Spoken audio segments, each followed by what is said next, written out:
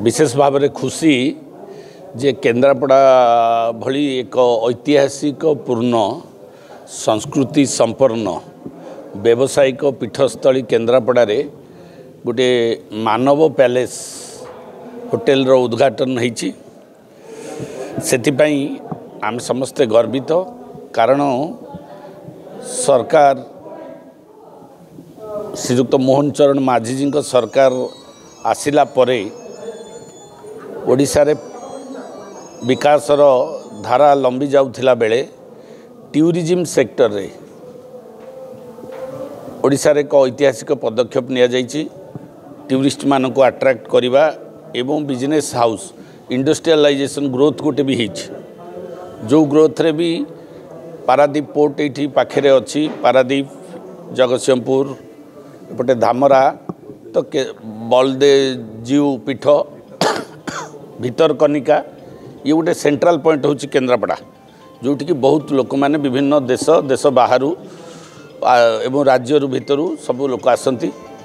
तो ये से रहिबा पई व्यवस्था धीरे धीरे परिवर्तन होछि। 6-7टी होटेल केन्द्रापड़ा रे थिला, एबे धीरे धीरे आउ गोटे माइली खुंट साजिछि। मु धन्यवाद देवी मालिक किशोर दास को, जहा हो सी गोटे एभली अभिनय प्रयास आरंभ करछंती।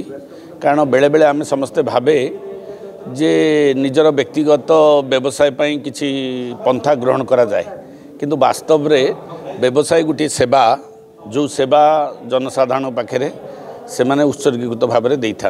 लोक मैंने आसबे रहिबे, केमती आतिथ्य नेबे, तांको केमती खाइबा को दिया जिवो प्रॉपर एवं से मानू केमती रहिबा को दिया जिवो, ये जो गोटे महान सेवा से सेवारे निजको नियोजित करछंती किशोर बाबू। मु तांको धन्यवाद देवी।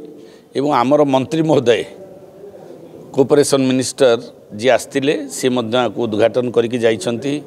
आमर जिलापाल एवं आमर स्थानीय विधायक दुर्गा प्रसन्न नायक महाकालपड़ा विधायक मध्य उपस्थित थिले एवं बहुत मान्यगण्य अतिथिवृंद समस्तंकर उपस्थित रे आज उद्घाटन होईची। सी सौभाग्य जे एते पॉलिटिकल लोक को सरकार समस्त अधिकारी वृंद को डाकिकी एटी उद्घाटन करैछंती। मु आशा करी ये होटेल आगु को उन्नति करू, लोक मान सेवारे ये गोटे माइली खुंट साजू। तेरे एभली किसी गुरुत्वपूर्ण खबर देखा चाहती आम चैनल को लाइक, सब्सक्राइब और शेयर करो।